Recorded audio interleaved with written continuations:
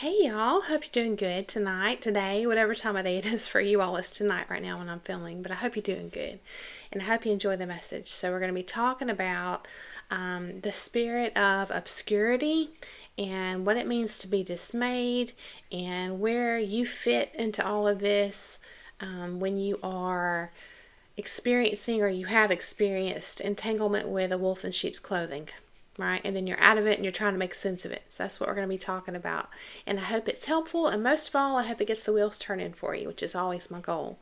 So, I am currently in my house, and I have a blend of Halloween, unfortunately, still Halloween, a few decorations anyway, and I'm sporting my Christmas shirts too. So, anyways, that's life, right? If we only had extra time every day, that would be great. And then when we want time to hurry, it's typically dragging really slow. But yes, we're going to make the most of it, right? So, I was flipping through my book, my Zen book, and I for whatever reason, this particular quote caught my interest. And so it's just very simple. And it's attributed to Narayan. And it says, boredom can be interesting. Boredom can be interesting. And, you know, on one hand, that's just a very simple, there's no need to read into it kind of quote. But when you are wanting to get something out of it, then you can. And so for fun, that's what I did. And so I'm going to be sharing some word studies with you all. But essentially, boredom on the surface level, we know that it's simply an opportunity to evaluate possibilities, what you can do with your time. Like take down old Halloween decorations. But there's when you go into word study, it's always incredibly interesting to me because it adds layers and layers to meanings, not just of the word, but of quotes from people and just common phrases that we just throw around every day and we don't really think about it and stuff like that. And here's what I've come to understand. I feel like, in studying philosophy and psychology and all this stuff throughout the years, and I've been very contemplative, right, which I mentioned in my last video, specifically through the lens of the psyche having, a conscious aspect and a subconscious and an unconscious, or, all these different aspects to it, the human psyche. When we make statements, or if a phrase someone else has stated resonates with us, okay, either way, you have your conscious understanding of it, what you meant when you said it, or what resonates when you read it. You have the conscious part of it.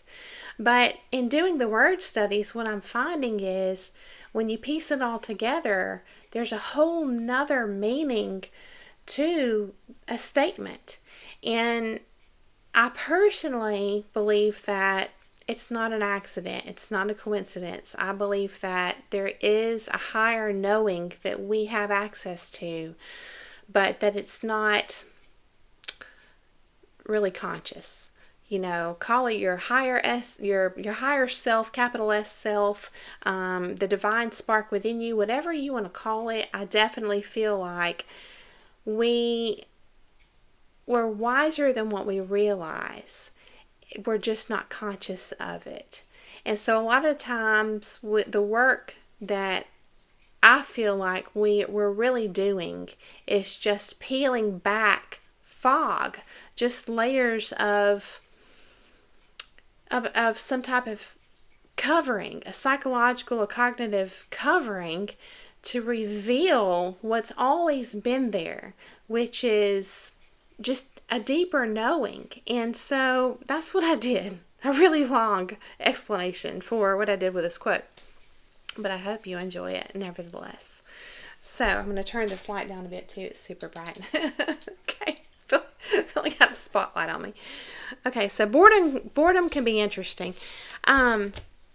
It's kind of like you can have two people, and one person may look at boredom as a nuisance and be annoyed, and then the other person can look at boredom not really even as boredom, but as, like I said, an opportunity, or freedom, like, oh my gosh, I'm not having to spend this afternoon on work or whatever it is. So, and then if you're like me, you're on the excited part of that, but you wind up doing nothing because you can't make your mind up. There's so many things you want to do. It's like, which one do I pick? So that's usually what happens with me. But in looking up the word bore as a verb, right, to bore something, we know that means to pierce or to cut. I would even say to drill. It didn't say that, but it just, essentially you are creating a circular hole by turning an auger, or it does say drill, an auger, a drill, etc. Okay? It also means to make something dull. And then we know that there's I think you call it figurative use of that. If you say somebody's dull, you may also say they're a bore to be around or whatever. So, but the word dull as a verb is to make less sharp or sensitive, right? And as a noun, it means slow of understanding. And then looking in further into this word dull, you have the old, I guess this is Frisian, I don't know, Frisian, meaning D-O, it's spelled D-O-L, dull, meaning reckless. And the old High German, toll, T-O-L, meaning foolish. And all of this is related to the Proto-Indo-European word D-H-U-L, dull, meaning dust, vapor, or smoke. This is going to be important as we move forward with some verses from the Bible and putting all the pieces together. Okay, so just remember this. Again, dust, vapor, or smoke. And to be dull is to mean to be slow of understanding, right? To be less sharp, less sensitive. And I know that can be physical, but again, it can also be figurative or related to one's psychological abilities, right? So I definitely think there's a strong reason why all of these qualities are brought together, in the etymology of this word, dull, okay, which we got from bore when we were looking up bore, right? Which seems synonymous with that. So, again, to be slow of understanding, also foolish, reckless, and it's related to dust, vapor, or smoke, okay? Also, it says defective perception or wits, exactly. And then it expands and it says turbidity of the mind, and I had to look that up. To be turbid, I hope I'm saying that right, means cloudy, opaque, or thick with suspended matter. Okay? Yes. So, the word interesting, to kind of round out this quote, okay, boredom can be interesting now that we have a more expanded view of the word boredom. Interesting means, and this is in the online etymology dictionary, I was looking this up, it's just the most comprehensive to me, right? It means legal claim or right, a concern, a benefit, an advantage, being affected advantageously, okay? And then you have the old French interest, meaning damage, loss, or harm. So you have, it's kind of like a two-sided thing, like an either or, it could go either way, okay? But then we have the Latin word interest, which means it is of importance or it makes a difference. And I think that this kind of ties it all together, right? It can be either a damage, loss, or harm, or a benefit or an advantage. But what I want to focus in on is where it says a concern. Okay, so if we go back and look at this quote, boredom can be interesting.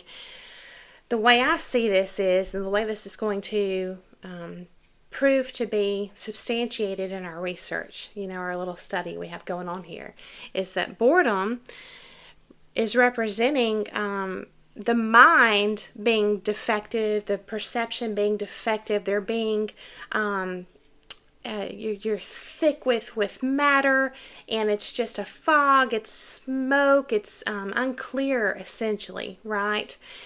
And I didn't expand also here. You have the Greek tholos, related to dull, meaning mud, dirt, and the Old English dull, D-A-L-L, meaning blind. And that's what happens when you are finding yourself in a situation that is hard to understand. It feels like you're wading through mud. It feels like you are in a fog. Like it's just not clear. There's smoke. There's just a thickness. There's a cloudiness. And you feel blind. You feel, I don't want to say helpless, but it feels like a struggle, which is going to be central to what we're talking about today. So when we're talking about manipulation, okay, and someone or being in the position where your mind is being worked, what these people can do is they can work your mind by creating a very confusing conversation or situation. There's so many different tactics, but they are making your cognitive ability, right, more difficult, because they're making it less sharp as you begin to trust yourself and what you see and hear less and less and less, and you're believing their narrative, okay, which is meant to replace what you see with your own eyes and ears. When all of this manipulation is taking place, what's happening is truly a dulling of your cognitive ability, which is just really awful.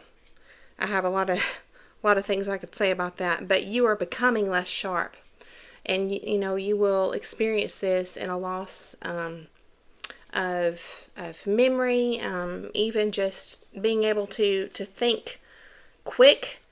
That might slow down. The pace may slow down a lot. There's just so many different aspects, but your cognitive ability is affected, and essentially it's made less sharp, less sensitive.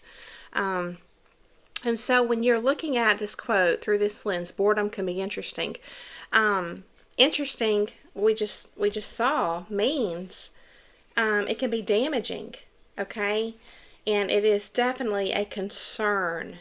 It is of importance. It's a concern. So yes, when this happens to us, it should be a concern for sure. So to look up the word concern, just to dive a little bit deeper, from the early 15th century, in relation to persons, it means to perceive or to distinguish, and that is what is directly being affected. Like I was just saying, your perception has been hijacked, right? You're essentially being cut off from your God-given intuition, which is innate. Again, I was talking about recently about interference, and that's what happens. So, again, boredom is a point of concern. So, I'm going to talk a little bit about today how wolves in sheep's clothing who operate this way are oftentimes, I'm sweating, y'all. Let me take this. Wolves in sheep's clothing are often, they're in sheep's clothing, and they can get away with it for a long time. They are often hard to identify, is what I'm trying to say, because they operate sort of like this particular character in this movie. I've mentioned him before, but he's just a great example. The name of this actor is on the tip of my tongue, and I cannot remember. Kevin Spacey, okay? He plays this character called Kaiser Soze, okay? In the movie the usual suspects. And if you want to study a very slick, covert manipulator, or I would say psychopath, that's a great movie for it. He does a great job with that character. And so that's just the thing. That's how I view wolves in sheep's clothing. They're in sheep's clothing, you know. And I think we just often kind of write off that part in our mind, even though the Bible explains it, you know. And we just fool ourselves into thinking that we can easily identify people if they are overtly manipulative and angry and coercive and arrogant or whatever. But again, they are in sheep's clothing. And so that's going to be central to our message today as well. But, how does this look when I say they're in sheep's clothing? If you are entangled with one, okay? They can, instead of being forcefully, overtly, manipulative and pressuring you, as an example, they can be a lot of times just very agreeable and pretty easy to get along with, and but you may notice that it's not the same type of engagement that you have with other people in your life, like your other family members or your other friends or partners you've had in the past, And so what I'm finding here is there's typically, you're gonna be looking at the spectrum of normality, okay? And these wolves in sheep's clothing can either overcompensate and be kind of over the top with trying to prove that they are a great person, being involved in the community or whatever it is, right? But it's just kind of very showy and just overdone, okay? And or they can be on the other side of the spectrum and be just sort of like flying under the radar. And we're going to be talking about that today. They can be more stoic, not really very talkative even, or just not engaging much conversationally. They may not have any input much. If you're trying to have a discussion, they may just be completely agreeable and just going along with everything. But it's so extreme that you're like, why do they never have any input, and why do they never disagree with me ever? Even your closest friends, you're never going to see eye to eye 100% of the time on everything, because we're all different. We're all unique. That's common sense. We know that. But I've heard people say that, if something is, or someone is too good to be true, it's probably not true. That's kind of in alignment with what I'm saying here. Either ends of the spectrum there, where they're overdone in a positive way, or they are just very agreeable and there's literally never any kind of debate or input that may even possibly be off-putting to you or whatever it is. They're agreeable to that degree. It's just not normal. It's literally not normal. And so if you look at this character I mentioned, that Kevin Spacey plays in this movie, The Usual Suspects, he's very low-key in that way. He's very quiet. And you watch, this group that he is in, all the other characters, and it's good because it gives you context, and you can kind of see the difference just laid out in front of you. And so, excuse me.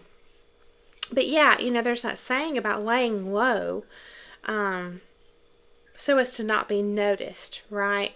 Sometimes these people kind of are in that state perpetually. Okay, I was looking up online officially, what the meaning is of laying low, and AI, per Google, says it's an idiom that means to remain out of sight or to hide one's plans. That's just it. They do both. Wolves in sheep's clothing do both. A lot of times they remain out of sight. and they hide their plans. And this can be, there's so many different ways when I say remain out of sight. A lot of times you don't know where they are. You really don't. And then a lot of parts of their life are hidden from you. Even if you're married, they're just very secretive. And then you are going to be hidden too. So that, I don't know if they're trying to, I assume it's because they probably want to appear single, to the rest of the world or whatever it is. So you're going to find that a lot of times they're not going to, have pictures of you, things like that. On this end of the spectrum, now again, on this end of the spectrum, they can go over the top with it, and exploit their spouse, literally, to create this picture, this facade of being a great family man or woman, and then have a double life going on. So they can kind of use even both, either or both. But it's just kind of like you're looking for this balance that it just feels right to you. It's sort of like there's just no flags that are raised. There's nothing that you really identify as odd, because again, there's just a balance. There's nothing extreme going on here. And so there's really nothing to notice. But I think that they strive through both tactics on the extreme ends of the spectrum, okay? They strive for obscurity. They strive to lay low, okay? So that came to me in looking up this concept of laying low, the spirit of obscurity. So I'll look that up, okay? So from Oxford Languages, it means the state of being unknown, inconspicuous, or unimportant. And that was when, in my notes, right there is when I was reminded of Kaiser Soze in the movie The Usual Suspects, okay? And obscurity also means the quality of being difficult to understand. Yes, these conversations you can have with manipulative people when they are working you in some way. This could even be just a sadistic type person too, just confusing the daylight side of you in conversation for fun. Unfortunately, I know that's hard to wrap your mind around, but it happens. But yeah, or they could be doing it to just get your mind focused on this confusing mess of a conversation you just had, instead of what they're over here doing on the internet. You know what I mean? Or what they're going to go do in a couple of hours or tomorrow when you think they're at work or whatever it is, Obscurity also means a thing that is unclear or difficult to understand. Yeah, I wrote that. So, when you come into this realization that people can be this way, that what the Bible says is true, it's like you can think that you believe it all day long, but when you live it, it's a whole nother level of like, oh, it's actual, literal, not just symbolic. So when you come into this realization, it's shocking. You will experience shock. And this is where I was reminded of the verse that says, "Be not dismayed." Okay? This is Isaiah chapter 41, verse 10. It says, "Fear not, I am with thee. Be not dismayed, for I am thy God. I will strengthen thee, help thee, uphold thee with the right hand of my righteousness." And I believe Jesus is described as, well, this is in the Old Testament, but Jesus is described as sitting at the right hand of God. And he is our helper, So, but yes, and then verse 11 talks about what God will do to the people who come against you, who have anger towards you, and who are just coming against you, basically. And it says that they will be disgraced. Now, this is really interesting because depending on the translation you read, one translation says they will be disgraced, which is one thing. But another translation says they will be confounded. And immediately I thought, those are two totally different things. So to be confounded is to throw a person into confusion or perplexity. And God says that is what He will do to those who come against us. Okay, the people who love Him. It also means to confound. It means to prove wrong. So, again, I am of the belief, my perspective is that the truth always comes out. It'll always come out, one way or another, in time. So, but that was kind of cool to me, because it's like these people consciously, intentionally try to confuse you. You know, wolves in sheep's clothing. They get a kick out of it. I have unfortunately seen this.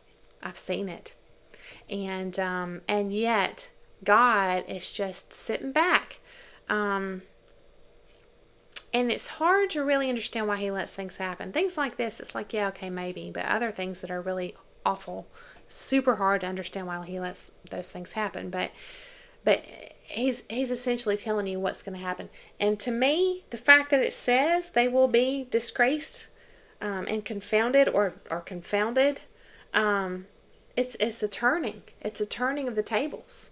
So it's a flip. So I was searching online. I found this website called insightforliving.ca.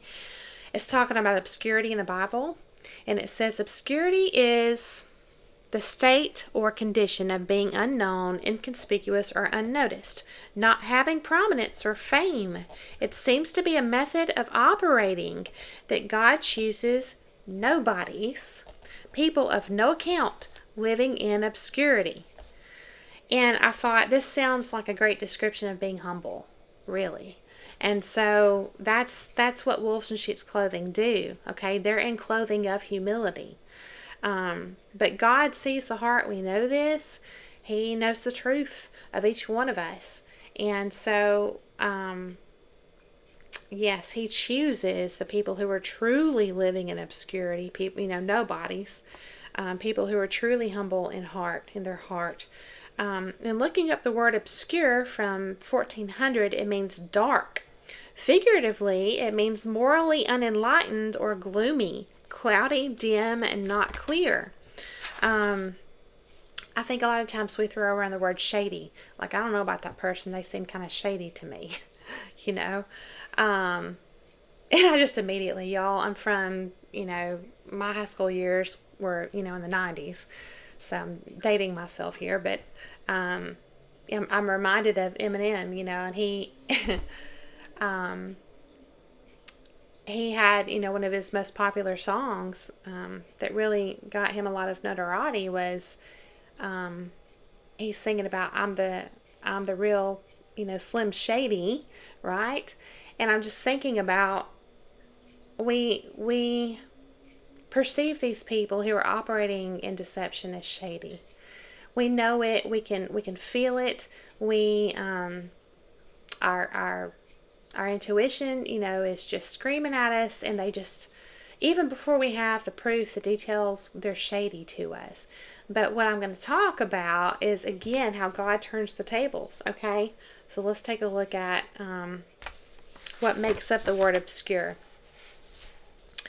OB means over, and then you have scurus, meaning covered. So it's covered over or to conceal.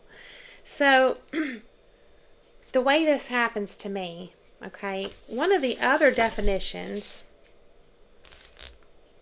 of, gosh, what is this? Yeah. Of obscurity. This is from the Online Etymology Dictionary, because I got definitions from a lot of different places. Oxford Languages, and then that website I shared with you all. But here I'm looking at the Online Etymology Dictionary. So again, first they reference shady. Second, they reference hard to discern. But third, they reference from insignificant ancestors. Okay? And we just broke down the word. Covered over, to conceal. Okay? Okay. So wolves in sheep's clothing are consciously concealing their true nature. We are concealed by God's protection, okay? Sometimes I think that He works through us unconsciously too. You know, sometimes the decisions we make, or we just follow a feeling, you know, even though we don't really have the evidence, and then later we find out that it was just a blessing in disguise that we followed, you know, our gut. And because hindsight's 20/20 and all this stuff. So I don't really know, you know, he works in mysterious ways, like U2 sings about, right? But that's how I see it. These people who are operating in the darkness, they are consciously concealing their true nature, but our true nature is concealed by God. Okay, so let's just keep that in mind. So, you know, we don't realize it, but we are seen by them as the shady ones. Okay, and so we're going to talk about this. So if you look at Isaiah chapter 6, I'm just going to read a little bit to you here. It's pretty interesting. It says, in the year that King, and I don't know how to say this, Uzziah died, I saw the Lord high and exalted, seated on a throne, and the train of his robe filled the temple. Above him were seraphim, each with 6 wings.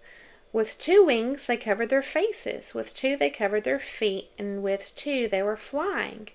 And they were calling to one another, Holy, holy, holy is the Lord God Almighty. The whole earth is full of His glory. At the sound of their voices, the doorposts and thresholds shook, and the temple was filled with smoke. Okay? And then he says, Woe to me! I cried, I am ruined, for I am a man of unclean lips, and I live among a people of unclean lips, and my eyes have seen the King, the Lord God, or the Lord Almighty. Then one of the seraphim flew to me with a live coal in his hand, which he had taken with tongs from the altar. With it he touched my mouth and said, See, this has touched your lips, your guilt is taken away, and your sin atoned for. Then I heard the voice of the Lord saying, Whom shall I send? Who will go for us? I'm going to pause here. I'll put a link in the description. There's a really cool song. It's like an R&B Christian song, and it's, I believe it's called Send Me. You know, when God is asking, who shall I send? You know, He's singing in the song, Send Me. It's a cool song. All right. So again, he hears this voice, you know, the voice of the Lord saying, Whom shall I send? And He will go for us. Keep that in mind too. Okay. And I said, Here I am, send me. He said, Go and tell this people, be ever hearing, but never understanding. Be ever seeing, but never perceiving. Make the heart of this people calloused. Make their ears dull, and close their eyes. Otherwise, they might see with their eyes, hear with their ears, understand with their hearts, and turn and be healed. And then I said, For how long, Lord? And He answered, Until the cities lie ruined and without inhabitant, until the houses are left deserted and the fields ruined and ravaged, until the Lord has sent everyone far away, and the land is utterly forsaken. And though a tenth remains in the land, it will again be laid waste. But as the terebinth and oak leaf stumps when they are cut down, so the holy seed will be the stump in the land. The remnant, right? So, God is a God of love, but He's a God of justice too. And so I noticed how it said the temple was filled with smoke. To me, you know, when you read the Bible and you're thinking about things like, the wheat and the tare, growing together. It says to let them grow together. Don't pull the weeds. Let them grow together, and the harvest shall be at the same time. Um,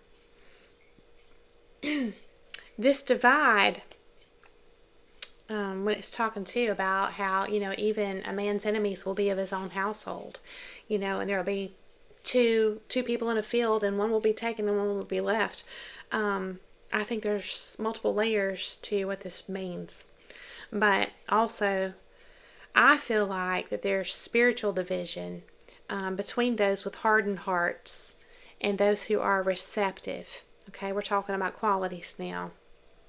Not just people who live by truth and people who live by the lie, and serve the father of lies, whether they realize it or not. But but to me, there's an essence behind each kind of person. Behind this person, you have a hardened heart. And over here, you have a heart that is soft and receptive. Okay? So there's another quote I want to share when you're thinking about being receptive, having a receptive heart. Okay? This is from Julia Alvarez. It says, "For me, the writing life doesn't just happen when I sit at the writing desk. It is a life lived with a centering principle, and mine is this, that I will pay close attention to this world I find myself in. My heart keeps open house," was the way the poet Theodore Rothke put it in a poem, and rendering in language what one sees through the opened windows and doors of that house is a way of bearing witness to the mystery of what it is to be alive in this world. And if you consider the heart being, a house, where your spirit, your soul is housed, are the windows and doors open or not? Does a person have a receptive heart or not? I feel like a person who has a receptive heart is capable of love, both the giving and receiving of it. Okay, it's kind of like a spirit of innocence. It's the essence of faith and hope. Okay, but there's also a verse in Proverbs 28:14. It says, "Whoever hardens his heart will fall into calamity." And then just before that, it says, the first part is, "Blessed is the one who fears the Lord always." Okay, so let's just take a look at the word fear in the online etymology dictionary. So as a noun, fear means calamity. And it's from the Old English fair, F-A-E-R. And there's more words related as well. But then we have the Proto-Indo-European word peer, P-E-R, meaning to try or risk. When you're thinking about calamity, again, this verse I just read to you all, "Whoever hardens his heart will fall into calamity." This is the life of a person entrenched in deception, consciously choosing deception. I don't really know how you could unconsciously choose it, but I just want to make that clarification there. A person who's intentionally lying, that's their life.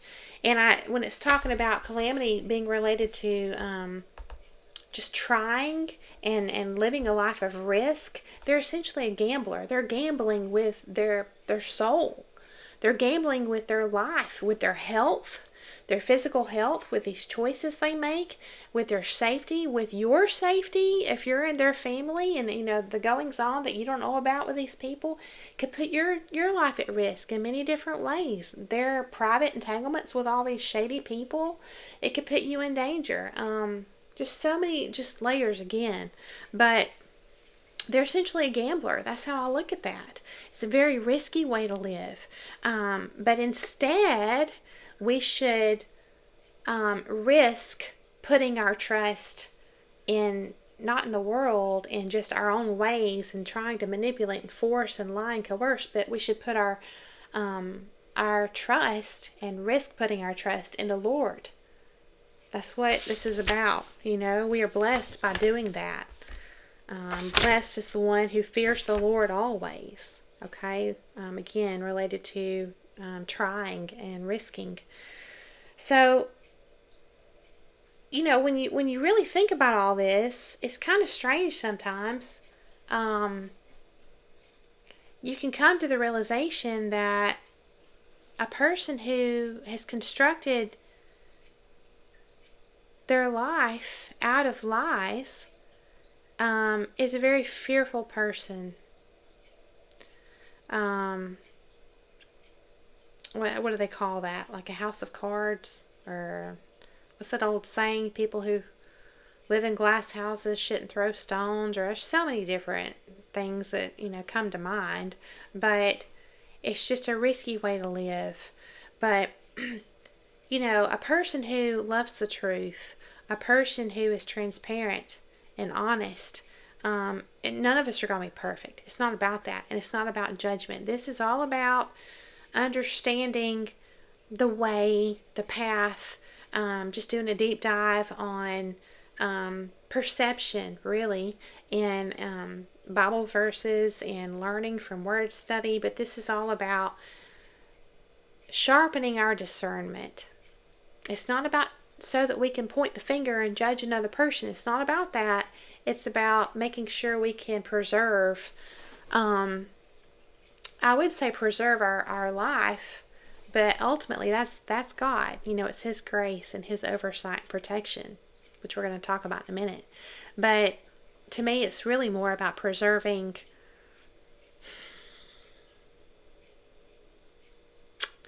our connection to God, our connection to that guiding light inside of us. That's what it's about, preserving. Because that's what is under attack. That's why we are made to doubt ourselves. That's why that's what's under attack. It is a spiritual war. But we fear God. We do. We fear God. We understand that He's, He's everything. He's Alpha and Omega. But these people, you can sometimes get glimpses that they fear you at times. They fear other people. It's just a life of paranoia. And it's because they're separated from the truth. And that's evident because they're focused on other people instead of God, And when you represent the truth, if they know that the things that they're trying to hide, it is dangerous, I would say, but I think they also fear that exposure. So, in other words, these people are wearing fig leaves. And can you imagine literally wearing fig leaves? That's not going to be a very good covering. They're going to crumble. But just to conceptualize, I'm kind of a visual person in this manner. I like to, just have symbols and metaphorical references for comprehension. But they're over here in fig leaves. Okay, I laugh, but it's just you kind of have to. You're over here in armor, and you may not even realize it. But this is how they see you, and it's kind of like your truth and honesty or transparency is like your outer layer. And then you have God's protection on the inner layer. It's like just multi-layered, okay? I think it's Luke chapter 10:19. It says nothing, shall hurt you. It says, this is spiritually speaking. It says, we have authority to tread on and trample serpents and scorpions. And we have power over all the power of the enemy, and nothing by any means shall hurt you. That's a pretty strong statement. So, remember how obscurity is related to having insignificant ancestors? Right? To be obscure? This is how I see it. This is the bait that God sets for people living in the darkness. Jesus was not, he didn't tiptoe around. Jesus wasn't worried about being nice. I mean, he was the essence of love, but he was also the essence of truth. And at times he would just flat out, he was a straight shooter, and he would just say, he'd flip tables and he'd say, no, you're from your father, the devil. He'd just call it out. See? But see, again, going back to the concept of being obscure, meaning that, it's someone from insignificant ancestors. This is the bait that God sets for these people, because they see us truly as sheep. Okay? They don't see the lion behind us. In the Bible, it's always, she kind of got me where it says, behold, I send you out as sheep amidst the wolves. And I'm like, why? So many questions I know we're all going to have, in the afterlife, if we're able, by God's grace, to ask questions. I would love to say why here, but something came to me. Okay, I'm gonna share it with you all through the lens of spiritual warfare and God setting bait and everything we've talked about. It's not about you and me. In the bigger picture, from a bird's eye view, it's not. It's about God whooping the devil. Because we don't come from insignificant ancestors, okay? This is God's hand. He makes us look like sheep. It's bait. It's not us doing it. We legitimately are sheep, we don't know any better. But God does, and He's got our back. See? So, this is God's hand. This is God's hand. It's kind of like He's playing by their rules, and He allows them to do what they're doing. But eventually there's a great revealing, okay? At some point, they eventually learn our true heritage. That we're not from insignificant ancestors. We were adopted. We were not an accident. We were chosen and purchased. And God will protect His investments. So, yes. I'm going to share another quote, and then we'll wrap it up. This is from Roger Castillo.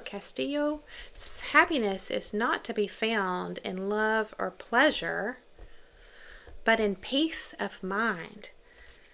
So I hope that the discussion today has brought you some peace of mind. Again, it's not about judgment or trying to, say we're any better than anybody else. It's just about trying to make sense of things and finding, a reason for the hard stuff we go through. It felt like we were played, when you're lied to, especially for a long time or whatever it is. You can often come out of stuff like that feeling like you've been played. But consider that maybe you are being played by the greatest chess master in existence, and you get to enjoy the experience, okay? If you look at it through that perspective, because after all, it is very interesting. So I hope you enjoyed the message. I hope that it got the wheels turning. Most of all, I thank you so much for coming along to hear the message. And I went to the beach recently and have some pictures to share with you at the end. Beautiful sky. I've never been able to paint a realistic sky or water. I really hope I can one day. I finally gave in, and I just went ahead and bought some small canvases and some new palette knives and acrylic paints, because that's what I'm used to, like this painting back here and all, but just to play around with. I'm trying to learn watercolor, but it's kind of hard for me. But anyway, I just wanted to share some of the beautiful shots that I got down at the beach, and I hope you enjoy them. So again, thanks so much. I hope you have a beautiful day, and I'll see you again very soon.